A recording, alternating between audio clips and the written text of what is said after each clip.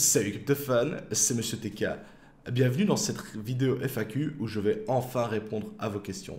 Alors, avant vraiment de démarrer la vidéo à proprement parler, je tenais vraiment à tous vous remercier, autant que vous êtes, que ce soit les personnes qui ont posé des questions, celles qui ont retweeté, partagé, etc. Et également toutes les personnes qui m'ont donné des conseils, des astuces pour monter cette vidéo. Je tenais vraiment à vous remercier parce que sans vous, cette vidéo n'existerait tout simplement pas.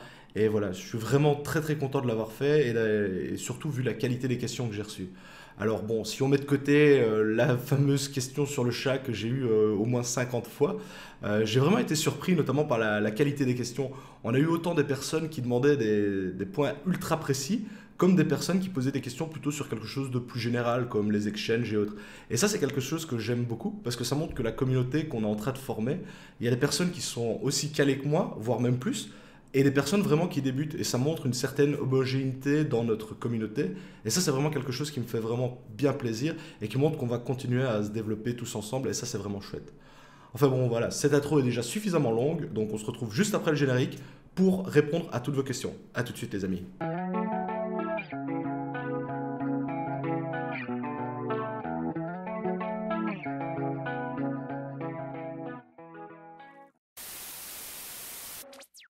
Alors oui, cette fois-ci ça n'échappe pas encore une fois à la règle, mais pour tourner cette vidéo, je dois faire une petite mise en garde.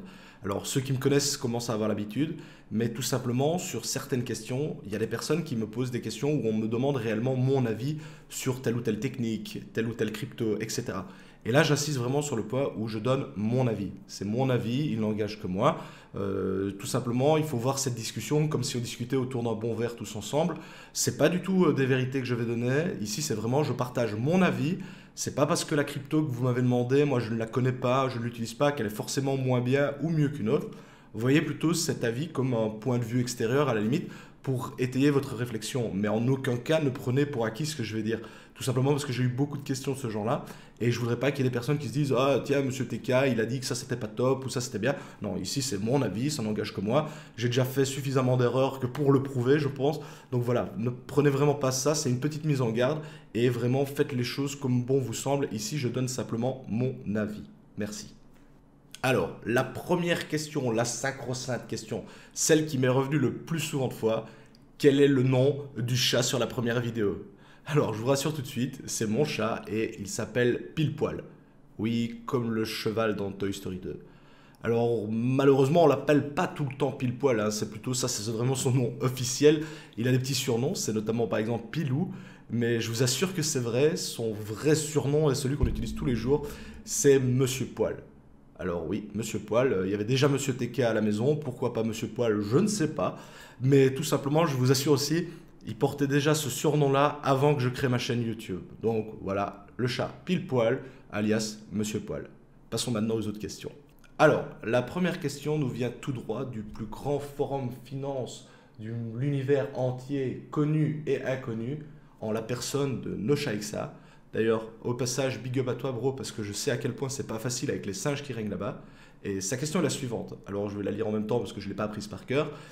Comment vois-tu l'avenir du minage GPU? Ne penses-tu pas que à terme, tous les coins, même ceux qui sont ASIC résistants, seront et simplement minables via ASIC? Je prends XMR comme exemple. Ils sont obligés de hard fork régulièrement pour contrer les ASIC, et ce, avec des intervalles de plus en plus courts. Et là, ben, sache que je suis plutôt d'accord et plutôt pas d'accord. Tout simplement, je pense que le mining GPU a encore de beaux jours devant lui, tout simplement parce que les ASIC, bien qu'ils sortent régulièrement, peinent à suivre quand même la demande, hein, notamment quand on a de nouveaux coins qui sortent. Il est très difficile pour avoir un ASIC dans les jours, les semaines, voire les mois qui suivent.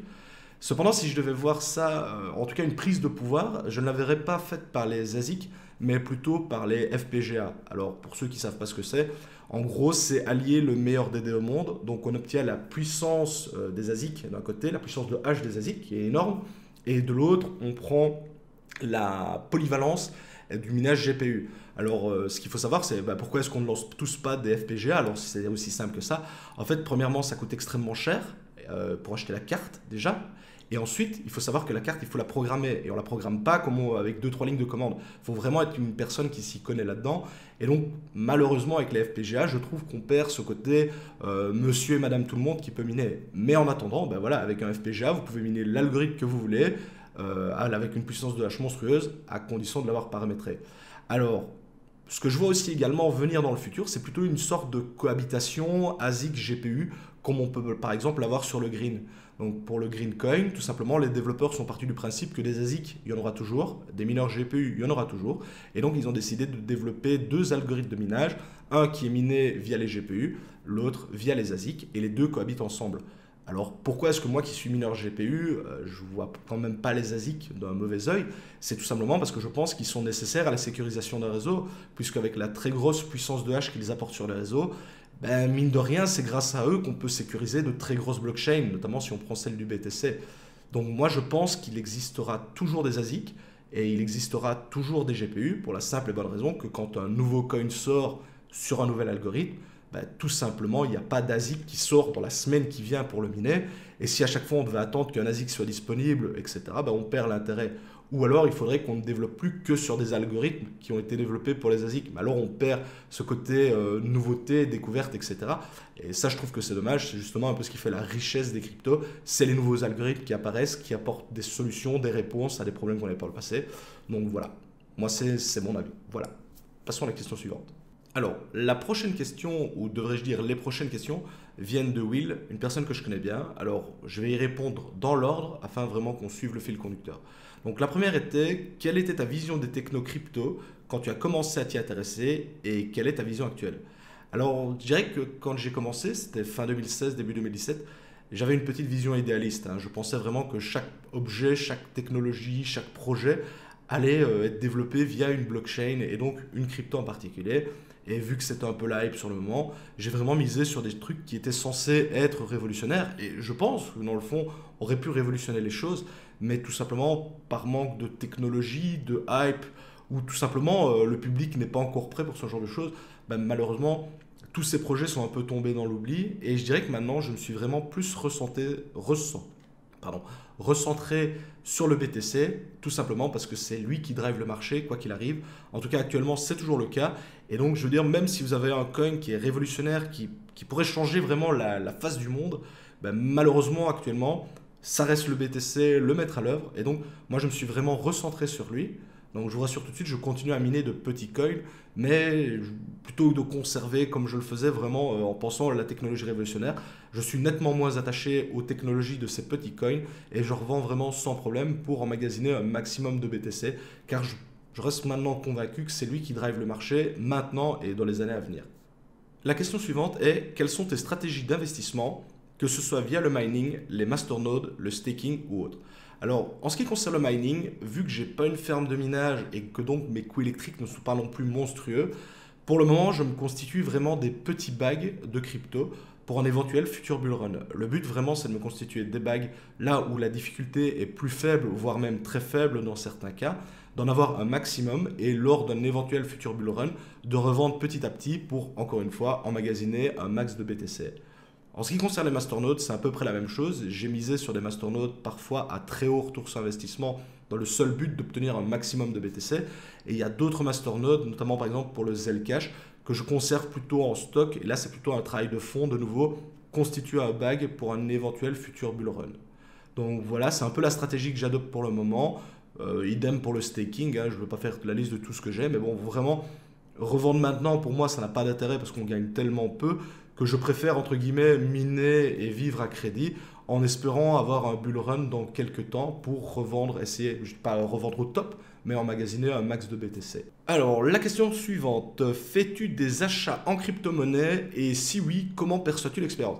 Alors, je ne l'ai fait qu'une et une seule fois. C'était tout simplement sur le site caseking.de. Donc, pour ceux qui ne connaissent pas, c'est tout simplement le plus gros revendeur de matériel informatique en Allemagne. Un petit peu le LDLC allemand, hein, si on pourrait dire.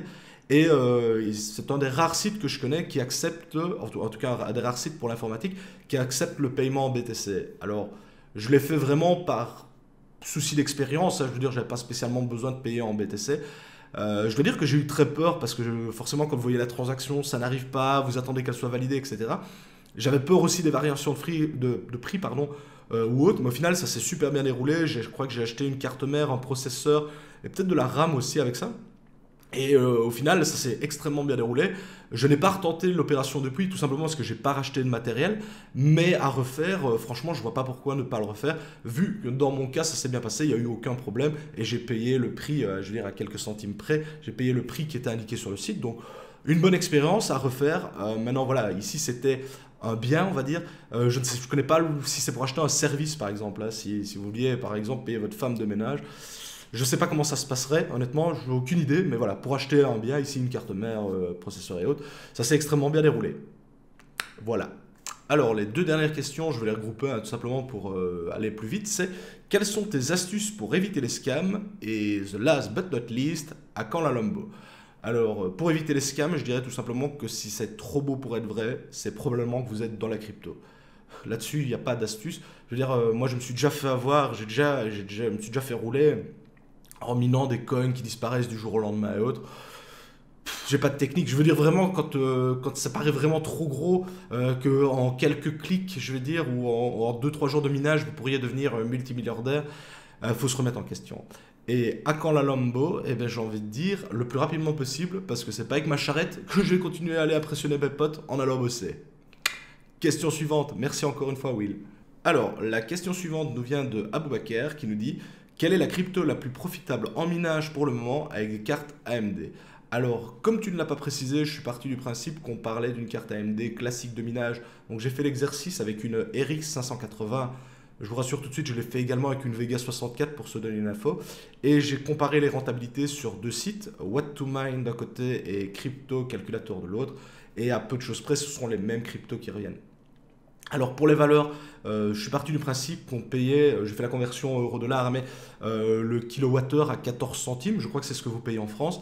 Et donc on remarque, ben voilà, si vous miniez par exemple, si vous minez maintenant pardon, de l'Ethereum, Ether, vous gagneriez sur 24 heures 26 centimes. Donc c'est pour une seule carte, une RX 580. On est un peu plus haut avec une Vega 64, forcément plus puissante mais également plus chère. Dans les deux cas, ben voilà, les cryptos qui reviennent, c'est Ethereum, Loki, Ubique, Ethereum classique. Donc dans les deux cas, voilà, moi si je devais miner avec des cartes AMD, en tout cas sur un comparateur type What2Mine ou Crypto Calculator, c'est vers ce genre de crypto que je me dirigerais. Donc, voilà, question suivante. Alors, la question suivante nous vient de Fred et elle est comme ça. Salut, comment et où vends-tu tes cryptos? Alors, dans mon cas, vu que je mine de très petits coins, j'ai l'habitude de trader sur de très petits exchanges. Donc, c'est notamment par exemple Stex, Tradegg, Crex24, Graviex et aussi pas mal, ben, malheureusement, le très décrié CryptoBridge. Pour la simple et bonne raison que vu que je mine de très petites cryptos, elles n'ont généralement pas les moyens de se payer les listings sur les gros exchanges. On parle de millions de dollars si on veut être listé sur Binance. Donc forcément, quand vous venez de vous lancer, vous avez peut-être que 20 000 dollars de budget. C'est inenvisageable de faire ça. Alors donc, la plupart du temps, je trade sur ces petits exchanges. Et généralement, si je dois rapatrier, soit je rapatrie sur Kraken, si je dois repasser en euros et que je veux tout simplement retirer. Si je veux garder du BTC, ben, je renvoie tout simplement sur un wallet, hein, le plus simple et le plus sécure.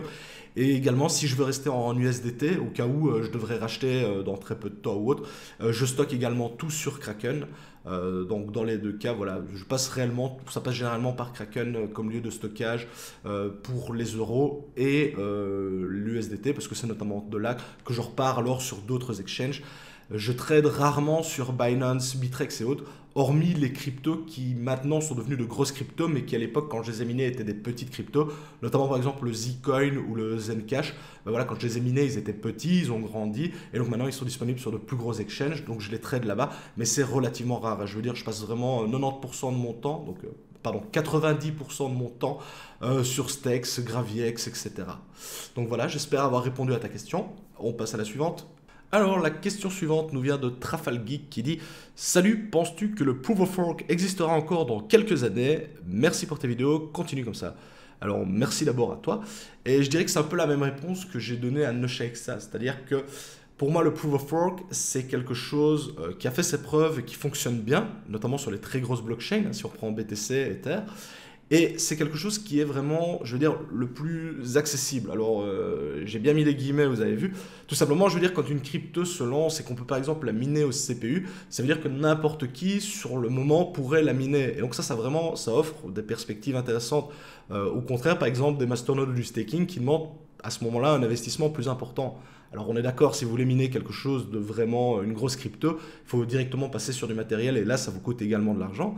Mais pour moi c'est quelque chose qui a fait ses preuves et qui continue de faire ses preuves, notamment en termes de sécurisation. On n'a pas, encore à l'heure actuelle, il n'y a pas eu mieux pour sécuriser une blockchain que le minage, proof of work, que ce soit via AGX, GPU ou autre, hein, on est d'accord. Mais voilà, c'est quelque chose qui a fait ses preuves. Je veux dire, il n'y a pas mieux. En tout cas, pour le moment, il n'y a pas mieux. Ça viendra peut-être avec le temps et on se rendra compte que c'est obsolète, mais bon, soit. Pour le moment, il n'y a pas mieux. Et surtout, attaquer par exemple une blockchain intéressante, donc je ne vous parle pas du petit shitcoin qu'on s'amuse à attaquer juste pour le plaisir, mais si vous voulez par exemple attaquer la blockchain du BTC, la quantité de puissance à mettre sur le réseau pour pouvoir s'emparer de la blockchain sont tout simplement colossaux, et surtout le prix, quoi. Je veux dire, ce serait quasiment impossible puisque ça coûterait excessivement cher, et si même vous y arriviez pendant un certain temps, je veux dire, le BTC à ce moment-là perdrait toute crédibilité aux yeux des gens puisqu'il ne pourrait plus être garanti comme secure. Donc on perd tout l'intérêt. Donc pour moi, oui, le proof of work, que ce soit ASIC, etc., etc., a encore de beaux jours devant lui et va probablement durer plusieurs années. Par contre, là oui, des cohabitations entre les différents, donc comme j'avais dit, peut-être du masternode et du minage, du minage avec du staking ou autre, ça oui, mais je pense qu'il restera toujours du minage pour vraiment les grosses cryptos, et là où on a besoin d'avoir une très grosse sécurisation du réseau, quoi. Donc voilà, ça c'était mon avis. Alors la question suivante nous vient de Cadeau Parapente, il y en a même deux. Est-il intéressant de miner avec son ordi portable, et si oui, quelle monnaie? Un truc genre MinerGate mais en mieux. Alors là c'est non, là c'est clairement non. S'il vous plaît ne le faites pas, mais on ne mine pas avec un PC portable. Tout simplement parce que c'est pas fait pour ça, c'est très mal refroidi, la puissance est complètement nulle. Et là, il y a vraiment un risque, vous risquez vraiment d'abîmer votre machine, vous allez flinguer la batterie, vous allez le faire surchauffer, etc. C'est quelque chose que le PC va vraiment pas apprécier, et ce serait vraiment bête de détruire votre PC juste pour avoir miné quasiment rien, parce que vous n'aurez quasiment pas de puissance. Alors, on peut miner avec un PC de bureau, même complètement pourri, vous n'allez rien abîmer, mais un PC portable, du fait que c'est très mal ventilé, s'il vous plaît, ne le faites pas parce que ça n'a pas d'intérêt. Vous n'avez vraiment rien gagné, il n'y a pas de solution miracle. Si on veut miner, il faut de la puissance et on ne peut pas l'obtenir avec un PC portable, hormis vraiment, ça n'apportera rien, quoi. À part abîmer votre machine, ça n'apportera rien, donc s'il vous plaît, ne le faites pas. Alors, la question suivante, elle est un peu touchy pour moi, tout simplement, je vais vous expliquer juste après, mais vous êtes tellement nombreux à me l'avoir demandé que je me dois de répondre et je vais vraiment essayer de le faire le plus honnêtement possible. Alors là, ici, je prends celle de Cadeau Parapente pour étayer les propos, mais je sais par exemple que Ludovic Rouvière, si je dis pas de bêtises, m'a posé un peu de choses près la même question. Et elle est la suivante: quelle est la monnaie la plus intéressante à staker? Neo, NPXS? Alors là, c'est le problème. Du staking, moi j'en fais avec des très petits shitcoins. Si je devais moi faire du staking, honnêtement, bah oui, pardon, je me dirigerais voilà, vers par exemple du Neo, du VET, etc. Mais alors le NPXS, donc qui est le Pundi X, moi c'est pas ma tasse de thé parce que tout simplement je suis un fervent, entre guillemets, un fervent, je veux dire, je brûlerai pas ma maison pour ça, mais je fais partie de l'autre clan qui est tout simplement le Graphcoin. Alors, quelle différence? Parce qu'on me l'a posé la question, ok, bah, si tu préfères le graph, explique-toi pourquoi, qu'est-ce qu'il a de mieux que le Pundi? Alors franchement, si je dois être honnête, c'est-à-dire ne pas avoir de parti pris, moi je pense que le Pundi, c'est vraiment, il a une très grosse hype, il est notamment déjà sur Binance, donc c'est une porte ouverte énorme pour la techno, et peut-être que lui a vraiment ses chances, et notamment je sais que le patron de Binance en parle beaucoup, donc ça, quoi qu'on en dise, vous pouvez avoir la meilleure technologie du monde, si vous êtes oublié des publicitaires, entre guillemets, vous ne ferez rien. Moi, ce que j'aime pas chez Pundi, tout simplement, c'est le fait que leur technologie oblige le commerçant à acheter leur boîtier. Alors certains vont me dire, bah oui, il suffit d'acheter le boîtier, ça va bien. Et c'est là que je préfère le Graft, moi dans mon cas, tout simplement parce que Graft travaille notamment avec Verifone, donc ceux qui fournissent les boîtiers qu'il y a déjà chez vos commerçants. Je sais pas, bon, 40% des commerçants utilisent ces boîtiers-là. Et leur application s'installe directement sur ce boîtier-là. Donc, il n'y a pas besoin d'acheter un autre boîtier. Voilà pourquoi, tout simplement, je préfère la technologie Graft. Parce que je pense, ça c'est mon avis, c'est là que vient la mise en garde en début de vidéo. Je pense que c'est déjà tellement compliqué de faire adopter les cryptos à la masse, à la masse de population, que je pense que ce serait beaucoup plus simple si ceci n'avait pas besoin de racheter un boîtier supplémentaire. Je veux dire, on vous dit sur votre téléphone que vous pouvez le faire fonctionner, vous allez avoir beaucoup plus de monde que si vous indiquez que vous devez avoir par exemple, un nouveau téléphone pour le faire fonctionner. Bah ici, c'est un peu la même chose. Et ce que j'aime bien avec le Graft aussi, c'est qu'ils proposent notamment la sécurisation de leur blockchain sur du minage, donc du minage classique, et également sur des masternodes. Et pour moi, des masternodes à plusieurs tiers, donc ça c'est pas mal parce que ça permet justement d'avoir des tranches et donc de permettre, entre guillemets, à tout un chacun d'acheter un masternode en fonction de l'argent qu'il est prêt à mettre. Et moi, c'est pour ça que je suis plutôt Team Graft. Mais honnêtement, en toute transparence, j'apprécie le Pundi. C'est juste que moi, c'est pas vers ce coin-là que j'irai parce que moi, je suis plutôt de l'autre côté. Mais il a ses avantages aussi. Je veux dire, sa technologie est déjà développée, il est déjà au point. Donc dans un sens c'est un peu plus simple puisqu'il ne réutilise pas un boîtier, il a créé le sien. Et surtout, et ça pour moi c'est son avantage par rapport à n'importe quel autre, c'est tout simplement qu'il est sur Binance et qu'il est le patron de Binance en parle. Et ça, il n'y a pas à tortiller. Ça fait, je veux dire, un bon 70% du job, quoi. Et donc voilà, moi ça c'est mon avis. Pourquoi je préfère Graft à Pundi, mais ils ont chacun leurs avantages et inconvénients. D'un côté, on a la publicité, la hype, etc. qui est déjà faite. De l'autre, on a une technologie qui est sur le papier supérieure puisqu'ils utilisent le truc, mais on n'est nulle part. Je veux dire, le produit n'est pas encore fonctionnel, les masternodes ne sont même pas encore déployés, donc là pour le moment on ne peut faire que le miner, et c'est peut-être ce qui va lui jouer à tour, et là voilà, ça fait partie, je vous avais dit que des fois on gagne, des fois on perd, bah ici voilà, c'est un coup, je vais peut-être perdre, ou peut-être que je vais gagner plus tard, j'en sais rien, mais voilà, ça c'était vraiment mon avis, donc ne prenez pas ça, à la limite ça peut juste vous permettre de vous, éventuellement vous remettre en question, et de favoriser, vous conforter, je veux dire, dans votre idée, ou pas. À vous de voir, voilà. Ça, c'était vraiment la petite parenthèse sur Pundi. Voilà, on en est là. Alors, la question suivante nous vient d'une personne qui a un nom totalement imprononçable, mais qui est surnommé l'emmerdeur. J'ai nommé Akalavol. Alors, de nouveau, il y a plusieurs questions, donc on va y répondre point par point. La première est, que penses-tu des cryptos qui ont une hype alors que le white paper est aussi vite que le néant? Alors moi, je dirais tout simplement qu'un coin sur lequel il y a de la hype, c'est une bonne façon de faire de l'argent. Et ça, il n'y a pas à dire. Un coin, comme je reviens sur la question précédente, vous pouvez avoir la meilleure technologie du monde, si vous n'avez pas de hype, ça prendra jamais. C'est triste, mais c'est comme ça. Et je dirais qu'un coin, même s'il n'y a absolument rien derrière, mais que vous avez de la hype, ben c'est un bon moyen de se faire un petit billet, et par exemple de se payer de nouveaux matos, ou de continuer à payer votre facture électrique ou autre. Donc pour moi, c'est une façon comme une autre de gagner de l'argent, et c'est pas pour autant que c'est totalement à jeter, ou absolument pas à garder, hein, soyons clairs. Alors, la question suivante, combien de temps passes-tu à surveiller tes rigs pour être sûr que tu aies une renta potable? Alors, je dirais que mes rigs, je les surveille tous les jours, tout simplement pour regarder si tout se passe bien. Ah, mais c'est vraiment un coup d'œil, ça prend 10 secondes, juste pour voir si tout est OK. Pour regarder la rentabilité, je dirais que je la regarde à la semaine ou toutes les 2 semaines. Mais ça, c'est plutôt quand on est dans une phase où il y a vraiment moyen de gagner de l'argent de manière importante, un peu comme en 2017 ou autre. Actuellement, vu comme je l'ai dit en début de vidéo, je suis plutôt en train de constituer des bagues de différentes cryptos. Et donc la rentabilité, je ne la regarde pas spécialement parce que mon but, c'est vraiment de me constituer des bagues pour le futur. Donc même si pour le moment, je perds un peu d'argent, ben voilà, je me prépare pour un éventuel futur bull run. Alors ensuite, es-tu un crypto-fan ou un crypto-spéculateur? Alors je dirais tout simplement que je suis un crypto-fan parce que de toute façon, je joue avec de si petites quantités et de si petits volumes que je suis loin de pouvoir spéculer, etc. Maintenant, bon, voilà, comme tout le monde, j'évite de vendre au plus bas, j'évite d'acheter au plus haut, mais en dehors de ça, ça se limite vraiment à ça. Je spécule pas vraiment, juste uniquement, ben voilà, j'attends de jours meilleurs pour vendre. Ça, c'est voilà, c'est pas sorcier. Et la dernière question, que faire si tous les coins sont minables via ASIC? Et là, on en revient encore aux précédentes questions. Moi, je reste convaincu que tous les coins ne deviendront pas minables par ASIC. Peut-être des FPGA dans le futur ou autre. Je pense que le minage GPU a encore de beaux jours devant lui, tout simplement parce que, voilà, comme je l'ai expliqué, quand un nouvel algorithme sort, on a rarement un ASIC qui sort directement. Et je vois le futur plutôt comme une cohabitation des deux systèmes, plutôt que l'un prendre le pas totalement sur l'autre. Donc pour moi, tous les coins minables via ASIC, j'ai vraiment du mal à le croire. Mais bon, c'est mon avis, et je me trompe peut-être, et dans 30 ans ça changera. Maintenant, dans 30 ans, je pense que j'aurai d'autres problèmes que de savoir si je peux toujours miner avec des GPU ou avec des ASIC. Voilà, passons à la suite maintenant.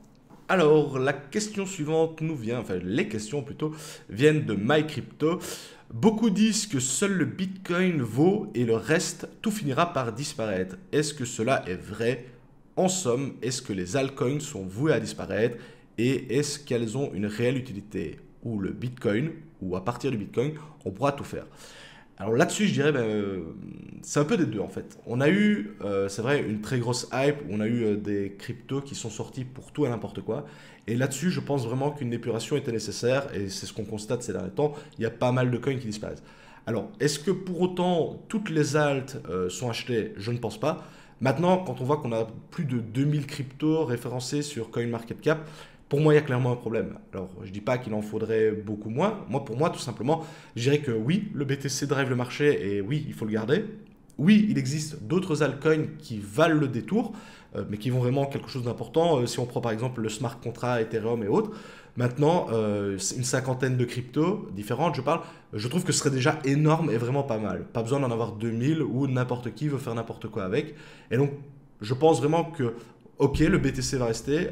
Pour moi, d'autres altcoins valent le détour, mais en dehors de ça, il y a vraiment énormément de shitcoins, hein, comme on les appelle, qui vont probablement disparaître ou disparaître avec le temps, comme il y a plein de coins. On voit souvent l'exemple, hein, mais si vous reprenez le top 10 d'il y a 5 ans, 4 ans, 3 ans, etc., on voit que les gros, ils restent toujours en place, et il y avait plein de petites cryptos comme ça qui étaient là, qui ont disparu ou qui sont passés top 500 ou autre. Et ça, voilà, ça je pense, malheureusement, il faut une épuration, et c'est pas normal d'avoir plus de 2000 cryptos différentes qui n'apportent pas vraiment de solution, quoi. Alors la question suivante est un peu dans le même esprit que la précédente question. Les masternodes ont-ils un sens ou est-ce que c'est pour nous vendre un produit d'investissement aujourd'hui qui finira par ne plus exister?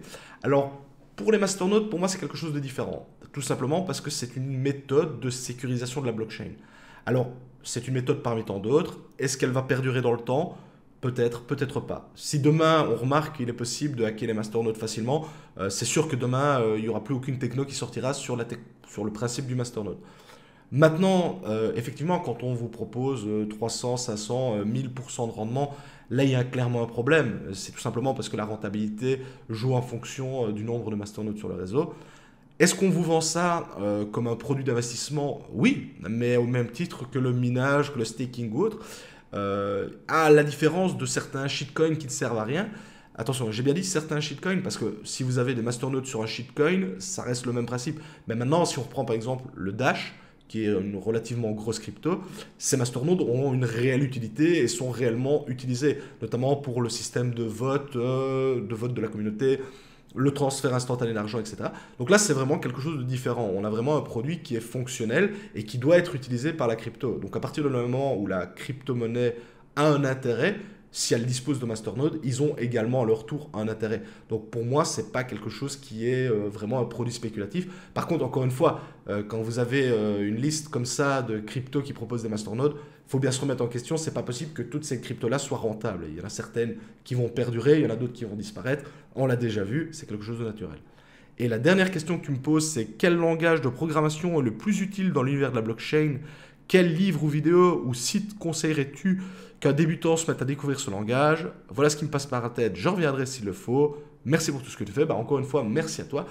Alors malheureusement là je ne peux pas te répondre tout simplement parce que j'y connais absolument rien. Je ne me connais pas en langage de programmation, c'est quelque chose que je ne fais pas et comme je ne m'y intéresse même pas, je ne connais pas de site ou autre. Alors à mon avis il y a plein de personnes en commentaire qui vont pouvoir te répondre et te guider et t'aider, mais là-dessus moi franchement c'est pas du tout quelque chose que je connais. Et donc, je ne vais pas te donner un faux conseil ou autre. Je t'avoue, je ne me suis même pas renseigné. Tout simplement parce que voilà, il faut être honnête. Moi, j'y connais rien. Donc voilà, je ne saurais pas t'aider sur cette dernière question. On va passer à la suivante. Alors, la question suivante nous vient de CryptoZay, de Twitter, que je le connais. Allez, quelques questions random. Pourquoi avoir choisi le côté hardware de la crypto à la place d'un simple buy and hold ou crypto trading ou autre? Alors, pourquoi le côté hardware? Tout simplement parce que c'est quelque chose qui me passionne. Avant de faire du minage, je suis avant tout un gros joueur de jeux vidéo sur PC et j'ai toujours aimé monter mes propres machines moi-même. Donc ça fait à mon avis plus de 20 ans que j'ai pas acheté un PC monté tout fait, hein. Et donc c'est vraiment un plaisir pour moi de monter, de choisir mes composants, choisir le boîtier, choisir les différentes pièces. Et donc c'est quelque chose que j'ai retrouvé dans le mining. Voilà, une belle machine. Il y en a qui aiment bien les belles voitures, ben moi voilà, j'aime bien un beau PC. Ben ici pareil, un rig c'est quelque chose que j'aime, je vais pas dire que je le trouve beau, mais c'est quelque chose voilà, qui m'intéresse beaucoup plus que regarder par exemple des charts et analyser des charts sur un graphe quoi. Donc voilà, ça c'est vraiment mon côté touche à tout dans le niveau du hardware qui m'a toujours bien plu et c'est quelque chose que j'ai retrouvé dans le mining. Et petite précision également aussi, vu que je suis relativement mauvais en trading, hein, bon voilà, on peut pas être bon partout, ben, le mining c'était une petite sécurité parce que ça veut dire que même si je foire mes trades, hein, donc je vends par exemple au pire moment à chaque fois, mes machines derrière continuent à me produire des coins. Contrairement où si j'investissais de l'argent, ben, une fois que j'ai tout perdu, j'ai tout perdu. Alors ici on est d'accord, hein, on paye l'électricité derrière et autres, mais voilà, j'ai des machines qui me produisent des coins et ben voilà, quand je rate un trade, je râle moins sur moi-même que si c'était par exemple 500 euros que j'avais misé dans le jeu, etc. Donc voilà pourquoi je suis plutôt sur le côté minage que trading ou buy and hold et ça. Attention que cependant j'ai quand même investi aussi également de l'argent directement des euros dans la crypto et là effectivement j'ai acheté des coins que j'ai gardés ou que j'ai tradé mais très légèrement, rien à voir par exemple par rapport à ce que j'ai fait avec le mining. Alors, pour les prochaines questions, bon, je vais faire dans la foulée hein, parce que c'est des questions très courtes et c'est plutôt des questions personnelles, donc ça ne me dérange pas. Hein. Mais quel est ton métier? S'il n'est pas en lien avec l'informatique, comment t'es-tu formé? Mon âge et quelle a été la première crypto que tu as acheté ou miné? Alors, mon métier, tout simplement, eh bien, je suis technicien chimiste, donc rien à voir avec le monde de l'informatique ou autre. J'aurais mieux fait de faire de la meth que du minage parce que j'aurais été beaucoup plus rentable, j'aurais gagné beaucoup plus d'argent à faire de la drogue plutôt que du minage. Et alors, bah, pour répondre à la question, tout simplement, j'ai toujours, comme je l'ai dit, j'ai toujours été passionné par l'informatique, le hardware, etc. Je ne vais pas le cacher non plus, hein, mon papa est dans l'informatique, c'est un prof d'info. Donc voilà, on a depuis que je suis tout petit, j'ai toujours baigné dans l'informatique. On a toujours eu des PC à la maison, plusieurs PC même, je dirais. Et donc depuis tout petit, bah, on est dans cet univers-là du hardware et c'est quelque chose que j'apprécie énormément. Concernant mon âge, eh bien, j'ai 29 ans et bientôt 30, et ça ne se voit pas, mais oui, j'ai bientôt la trentaine, ça ne m'a rajeuni pas. Et quelle a été la première crypto que tu as achetée ou minée? Eh ben, je dirais tout simplement, la première que j'ai achetée, c'est comme quasiment tout le monde, j'ai acheté du BTC, mais à la différence, moi j'en ai acheté tout simplement pour le transférer sur un site d'exchange pour acheter d'autres cryptos, et de mémoire, ça devait être du Zcash ou quelque chose, ou du Z classique, du Z classique. Parce que c'était déjà, encore une fois, les cryptos anonymes, c'était quelque chose dans lequel je croyais déjà à l'époque et qui m'intéressait. Et la première crypto que j'ai minée, c'est une excellente question, mais je pense, encore une fois, je pense que c'était du Z classique. Et pourquoi du Z classique, anonymat et ça? Mais tout simplement, encore une fois, parce que j'avais remarqué que si je minais de l'Ether, c'était le fameux truc à la con, hein, mais qui marque tout. Ben j'allais faire 0,00002 Ethers par jour. Alors que si je minais du Z classique, j'en faisais par exemple 10 par jour. Alors je m'étais dit, ben voilà, le jour où le Z classique atteint 10 dollars, ben, comme j'en fais 10 par jour, je ferai 100 dollars par jour de bénéfices, ce qui était vachement mieux. Ce qui était un raisonnement très simpliste, hein, mais voilà, quand on commence à miner, on préfère, c'est con, mais on préfère avoir sur son wallet 10 coins par jour, 100 coins ou autre, plutôt que de voir 0,00, même si la valeur est différente, on est d'accord, mais voilà. Donc voilà, c'était ça. Et j'espère avoir répondu à tes questions et merci de me les avoir posées parce que c'est vraiment un plaisir de partager ça avec vous. Alors, la prochaine question nous vient de Cryptodidacte, également que je connais depuis Twitter et qui est un peu dans la même lignée que CryptoZai. Hein. Hello, voilà ma question. Qu'est-ce qui t'a attiré le plus dans cette activité passion qu'est le minage? C'est quoi qui attise ta motivation de tous les jours? Bonne vidéo. Et bien voilà, un peu la même chose que CryptoZai. Je dirais tout simplement que vu que je baigne dedans depuis que je suis tout petit, vu que c'est quelque chose que j'apprécie et c'est un peu, entre guillemets, un point fort pour moi, que j'ai décidé vraiment de continuer sur cette lancée dans le minage parce que voilà, c'est un domaine que j'apprécie, que je gère et notamment, ben voilà, quand j'ai des problèmes, je sais plus ou moins rapidement les résoudre, tout simplement parce que j'ai une grosse connaissance du monde informatique qui touche aussi bien au minage. Parce que le minage, je veux dire, j'y connaissais rien, j'ai dû me former, j'ai appris sur le tas, quoi, je veux dire, en essai-erreur. Mais le reste, je veux dire, savoir monter, voilà, monter un processeur, fixer les barrettes de RAM, brancher les câbles d'alim, bah, vu que je l'avais déjà fait des dizaines ou des centaines de fois par le passé, bah, monter mon premier X, ça a pris réellement 30 ou 40 minutes. À la limite, ce qui m'a pris le plus de temps, c'était de monter le support en bois pour faire tenir les cartes. Mais sinon, en dehors de ça, c'était quelque chose de très très simple.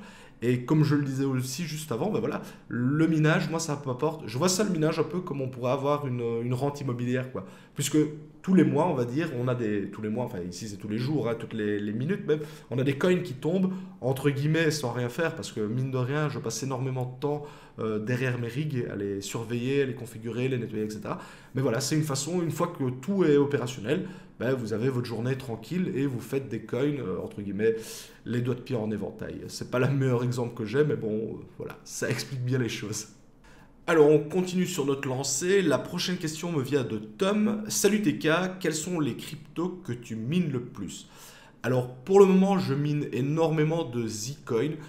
Tout simplement parce que sa difficulté est très basse. Donc, le Zcoin, c'est un coin qui a atteint au top de sa forme les 140 dollars. Donc, on n'était pas sur un pur shitcoin hein, là-dessus. Et tout simplement, celui-ci a récemment forqué pour devenir résistant aux ASIC. Donc, changement d'algorithme. L'algorithme demande des cartes beaucoup plus puissantes que par le passé, donc il y a nettement moins de mineurs dessus, et donc j'en profite pour en miner et me constituer de nouveau un bag en prévision de jours meilleurs, tout simplement parce que la difficulté est très faible. Alors juste avant ça, j'ai miné pas mal de Beam et de Green, qui sont deux coins qui apportent la technologie Mimblewimble, parce que c'est une technologie dans laquelle je crois pas mal, et donc je voulais avoir de nouveau des bags constitués de ces cryptos-là pour de jours meilleurs et espérer une éventuelle envolée de ces deux cryptos. Et juste avant ça aussi, pour continuer la liste, j'ai miné pas mal de Zcash. Mais alors ici, le but du minage, c'était de lancer des masternodes sur le réseau Zcash. Donc j'ai miné des coins dans le seul but de derrière lancer des masternodes. Donc ça montre vraiment la complémentarité qu'on peut avoir entre les différentes techniques de validation et de sécurisation d'une blockchain. Question suivante posée par Joss VFX. Comment le passage de Proof of Work à POS sur Ether va influencer l'univers du mining en général? Est-ce une bonne chose pour les autres chaînes en POW qui pourraient hériter du hash rate?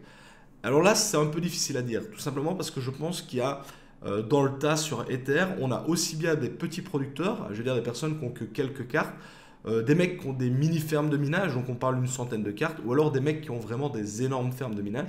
Et je pense que toutes ces personnes-là vont pas aussi facilement quitter l'Ether et passer à autre chose. Donc bon, quand l'Ether va passer en staking, donc, ils vont être obligés de migrer. Mais je veux dire, si vous aviez par exemple une ferme de minage qui était constituée que d'anciennes cartes, en tout cas de cartes de première génération, qui disposent par exemple de très peu de quantité de mémoire VRAM, ces gars-là vont pas pouvoir comme ça du jour au lendemain switcher sur n'importe quel coin et trouver de nouveau une rentabilité aussi forte et une solidité aussi forte qu'ils ont eu sur l'Ether. Donc je pense que pour les plus petites personnes, le changement va être plus simple à condition que les personnes fassent les démarches. Parce que je connais des personnes qui minent de l'Ether et qui connaissent que l'Ether, qui n'ont jamais miné rien d'autre, et donc qui du jour au lendemain vont se retrouver un peu entre guillemets sans le sou. Et donc ces personnes-là, soit elles vont s'adapter et changer de coin, soit elles vont laisser tomber, revendre leur matos et ça s'arrêtera là. Mais je pense que ça va pas être un changement aussi facile et simple. On pourrait par exemple avoir des fermes de minage qui étaient équipées de GTX 1060 ou de RX 570 avec très peu de VRAM et qui vont tout simplement laisser tomber ou revendre une grosse partie du matos pour acheter autre chose. Mais je ne suis pas sûr qu'on va avoir une aussi grosse transition que ça au moment où on va passer en staking sur l'Ether. Et je pense même que certains, en tout cas certains ont déjà dû s'y préparer, et je pense même que certaines fermes de minage ont en tout cas dédié une partie de leur puissance de hash, s'ils peuvent se le permettre, sur d'autres cryptos pour déjà assurer la transition, je dirais. Mais là, c'est vraiment une question très difficile de répondre parce que j'ai aucune idée. Il faudrait savoir les répartitions entre les différents mineurs pour voir dans quelle direction ces personnes-là vont se diriger et voir surtout si elles vont faire l'effort de s'adapter au changement. Donc voilà, à voir, et je serai également comme toi très curieux de voir comment ce changement et cette évolution va se faire. Alors, on continue, j'espère que la vidéo sera pas trop longue parce que là, j'ai aucune idée du temps que j'ai pris pour répondre à chacun d'entre vous. Mais la prochaine question est Henry Voigt. Voilà ma question. Avec la taille du DAC qui augmente et la baisse des prix des GTX, est-il encore rentable d'investir dans des Nvidia GTX 1060 6Go ou Nvidia GTX 1070 8Go pour commencer un premier rig sur une bonne base et le faire évoluer dans le temps? Alors, c'est une très bonne question et comme d'habitude, c'est le portefeuille qui va décider. Actuellement, il est difficile de trouver des GTX 1060 ou 1070 en neuf. En effet, les stocks sont déjà quasiment tous partis et la seule façon de les acquérir, c'est soit une vente flash et donc de profiter d'un bon prix, soit de les acheter d'occasion. Alors, je partirai du principe que si vous avez le budget nécessaire, je pars directement sur une nouvelle génération de cartes. Plus puissantes, plus économes en énergie, et elles dureront entre guillemets plus longtemps, tout simplement parce que la technologie qui les compose, les puces, etc., est plus récente. Maintenant, si votre budget est un peu restreint, les GTX de l'ancienne génération font toujours le taf et sont toujours très performantes. Moi, je n'ai que ça même, j'ai pas encore de nouvelle génération. Et notamment, si je reprends l'exemple que j'ai donné juste avant sur le Zcoin, je reste très performant et compétitif par rapport à des personnes qui seraient équipées du nouveau matériel. Donc, je dirais vraiment, ça dépend au prix que vous pouvez toucher les cartes. Si vous avez d'excellents prix sur un marché de l'occasion, alors foncez. Maintenant, si le prix est légèrement inférieur à du neuf, ne partez pas là-dessus et partez directement sur un modèle plus récent. Donc, encore une fois, ça, c'est vraiment le budget. Si vous avez le budget du neuf, et avec dernière génération, si vous n'avez pas le budget de l'occasion avec l'ancienne génération, achetez en neuf. Hormis s'il y a vraiment une très grosse promo et que le prix serait vraiment à tomber, je partirai pas sur ce genre de matos, tout simplement parce que le nouveau matériel est sorti et qu'il offre déjà de très bonnes performances. Donc voilà, j'espère avoir répondu à ta question, qui est une question que je me pose moi-même également pour le moment, parce que j'envisage tout doucement de racheter du matériel vers justement, est-ce que je pars sur de l'occasion ou du neuf. Donc voilà, la réflexion est lancée. Alors, l'avant-dernière question nous vient de Renault Hates, et c'est même plusieurs questions.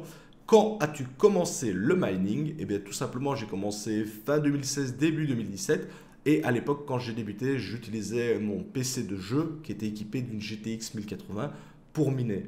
Alors, vu que j'étais rapidement emballé, j'ai rapidement acheté des cartes supplémentaires. Et notamment, j'ai racheté une GTX 1080. Pourquoi une 1080 comme deuxième choix de carte? Elles sont relativement chères, pas pratique pour miner de l'Ether et autres, tout simplement parce que je m'étais dit que si le minage ne m'intéressait plus à l'avenir, je pourrais toujours monter les deux cartes dans mon PC et jouer avec. Il me fallait donc deux cartes identiques de même puce, et donc j'étais parti sur cette idée de monter SLI, comme on appelle ça dans le milieu, de GTX 1080. La question suivante est: quel est le projet dont tu attends le plus pour 2019? Eh bien, je dirais tout simplement, c'est le Graphcoin. En effet, ceux-ci doivent lancer leur masternode début d'année, donc on y est. Ils sont sur le point de sortir normalement, et donc c'est vraiment quelque chose que j'attendais de façon très impatiente. J'attendais également le lancement des masternodes Zcash.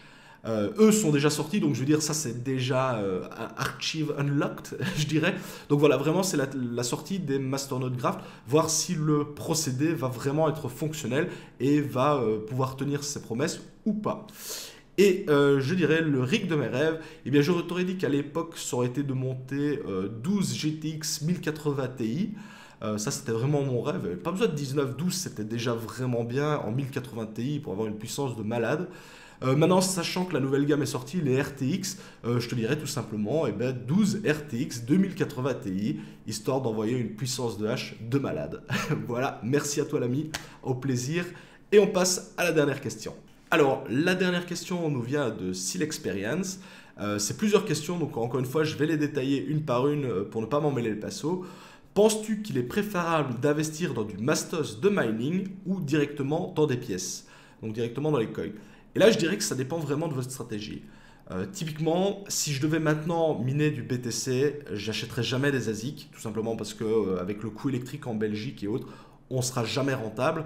Et l'argent que je vais mettre dans les ASIC, j'aurai beaucoup plus de coins, j'aurai beaucoup plus de BTC si j'achète directement le BTC sans passer par la case minage. Maintenant, je pars du principe, si ce n'est pas le BTC, l'Ether, ce n'est pas les grosses cryptos qui vous intéressent, mais plutôt les nouvelles cryptos ou les plus petites, dans ce cas-là, je pense qu'il est plus intéressant de les miner, tout simplement parce que les volumes sont souvent extrêmement faibles. D'ailleurs, il y a même certains coins qu'il n'est même pas possible d'acheter parce que tout simplement, quand ils sortent, il n'y a pas de site d'exchange. Et la seule façon d'en obtenir, c'est de les miner. Et dans ce cas-là, je pense que ça peut être intéressant de miner les coins, même quand ils viennent de sortir, tout simplement parce qu'il y a très peu de volume, donc les prix sont complètement fous. Et donc à ce moment-là, moi je préfère les miner. Mais si par contre votre plaisir c'est voilà, d'acheter du Dashcoin, de l'Ether, du BTC, là ça vaut pas la peine de les miner. Franchement, vaut mieux directement les acheter. Vous en aurez plus pour votre argent que de vous acheter un ASIC qui ne vous servira pas et qui va vous consommer une conso électrique de malade. Ça n'a pas d'intérêt quoi. Alors on continue. Alors, la question suivante, y a-t-il un moment où l'intérêt est plus grand pour le mining en bear ou en bull market?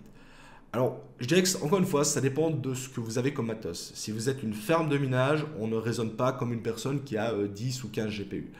Je vais prendre le cas qui me concerne, ça veut dire quelqu'un qui a 25 GPU, donc je ne suis même pas une petite ferme de minage, je suis vraiment quelqu'un de tout petit. Je dirais que le moment a peu d'intérêt. Si on est en bulle, ben, je dirais qu'il valait mieux être préparé à l'avance parce que si vous arrivez en plein dans la montée, se lancer à ce moment-là dans le minage, donc apprendre les bases, commander le matos, le monter, l'installer, le configurer, ça, vous allez perdre un temps précieux justement où il y a de l'argent à se faire. Et donc c'est à ce moment-là que je dirais qu'il valait mieux avoir commencé avant. Le problème du bear market, c'est tout simplement que vous allez miner et vous n'allez pas gagner l'argent. Donc on pourrait se dire que ce n'est pas le bon moment non plus. Mais comme je l'ai dit dans une de mes précédentes vidéos, c'est un bon moment pour se former et apprendre et peut-être commencer un petit rig. Donc je dirais, il n'y a pas de... il n'y a pas de bon ou de mauvaise situation, comprendront ceux qui verront la référence. Il faut à un moment donné se lancer et il faut éviter de se lancer au pire moment et c'est impossible de se lancer au meilleur moment. Ce serait impossible de se lancer à moins d'un sacré coup de chance et que 2 semaines après on parte en bulle et que les coins que vous avez minés deviennent top rentabilité ou autre. Donc je dirais que le moment qu'on vit actuellement c'est un bon moment pour les petits comme nous pour se constituer des bagues pour le futur. La personne qui commence dans un mois, ce sera pareil. Maintenant, celle qui va commencer en plein dans la montée, il faudra voir comment ça va se passer. Mais je dirais qu'à notre niveau, c'est nettement moins important que pour une ferme du minage qui doit absolument avoir une rentabilité ou autre, quoi. Alors, avant-dernière question, si tu commençais le minage aujourd'hui avec 1500 euros, quel serait ton setup? Alors, ce qu'il faut savoir, c'est que les composants de base, donc à savoir la carte mère, le processeur, la RAM, quelques allumes, etc., on compte en moyenne un bon 500 euros en matériel neuf. Donc ça veut dire que sur 1500 euros, on retire déjà 500 euros pour ce qu'on va appeler la base. Il nous reste 1000 euros à dépenser pour acheter les GPU. Alors là, il y a deux écoles. Soit on part sur des cartes moins puissantes, moins polyvalentes, mais on pourra en avoir plus, et donc une plus grosse puissance de hache. Donc on part par exemple sur des RX 570 ou 580. Ou alors on se dit, je pars sur du gros matos, donc par exemple des RTX 2070 ou 2060. Et là, vous n'allez avoir que une, deux, peut-être trois quarts si vous voulez toucher à bon prix, mais vous avez quelque chose qui est ultra polyvalent, mais vous avez forcément moins de puissance de hache, tout simplement parce que vous avez moins de cartes. Si on part sur le marché de l'occasion, vous pouvez forcément acheter plus de cartes, ce qui pourrait être une solution. Donc avec 1500 euros, sachant qu'on garde 500 euros pour le matos de base, encore une fois en neuf, ça laisse 1000 euros pour les GPU. À vous de voir si vous préférez avoir 3 ou 4 GPU si vous arrivez à les caser pour 1000 balles, ou plutôt 2 GPU si vous arrivez aussi à les caser pour 1000 balles. Là, c'est vraiment à voir. Et la dernière question est, que penses-tu de NiceHash? Alors, pour moi, c'est vraiment quelque chose de très difficile de me prononcer, tout simplement parce que c'est un service que je n'ai pas utilisé. J'ai hésité à une époque à l'utiliser parce que ça m'intéressait d'avoir directement du BTC sans se prendre la tête sur qu'est-ce que je dois miner, machin, patati patata. Mais je trouve qu'on perd alors là tout l'intérêt vraiment du minage parce que vous lancez le programme, tout se fait en automatique. Alors certains vont me dire c'est top, mais vous perdez aussi l'éventualité de gagner quelque chose parce que vous allez gagner du BTC, c'est vrai. Mais hormis si vous avez une énorme ferme de minage, vous allez en faire très peu par jour.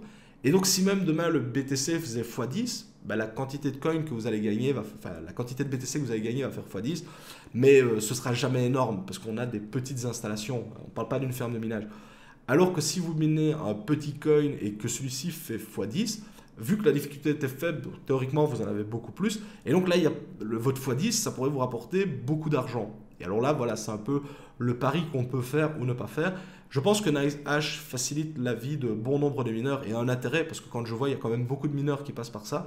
Mais je pense qu'on perd aussi l'intérêt et la saveur. Je veux dire, le fait de configurer ces fichiers .bat, le fait de rechercher les logiciels de minage les plus performants à comparer, est-ce que j'utilise celui-là, ok, celui-là est plus performant, mais il y a plus de fees pour les développeurs, etc.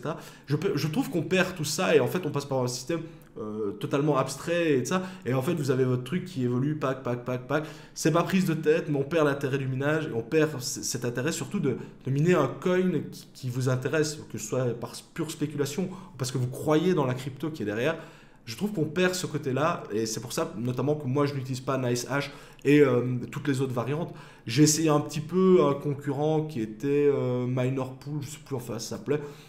Et au bout de 2 semaines, j'ai laissé tomber tout simplement parce que voilà, je gagnais du BTC, mais c'était pas ce qui m'intéressait. Moi, ce qui m'intéressait, c'était d'avoir les autres coins, de les vendre après pour du BTC, mais d'essayer de faire un petit profit dessus et pas gagner mes 0,0000 BTC par jour, quoi. Donc voilà, c'était la dernière question. J'ai répondu à toutes les questions que vous m'avez posées. J'ai juste supprimé une ou deux questions à quelques personnes, tout simplement parce qu'ils avaient fait des listes comme ça. Et je les remercie, hein, franchement, merci d'avoir posé vos questions. C'est pas du tout parce que je voulais pas y répondre, mais parce que je pense déjà que cette vidéo, j'ai aucune idée, je l'ai pas encore montée, mais elle va être relativement longue. Si vous avez tenu jusque-là, franchement, je vous remercie parce que j'imagine que ça n'a pas été simple, surtout si les questions ne vous intéressaient pas spécialement. Donc voilà, j'ai adoré moi faire cette expérience, je suis vraiment content de l'avoir fait. J'étais content de partager ça avec vous. Encore une fois, j'espère que la vidéo vous a plu. N'hésitez pas à la partager. Surtout, n'hésitez pas à laisser des commentaires. C'est vraiment important pour moi sur ce qui a été, ce qui n'a pas été, c'était trop long, c'était pas assez long, etc. Faites-moi vos retours, c'est important. En attendant, moi, je vous dis à la prochaine. Ciao les crypto-fans.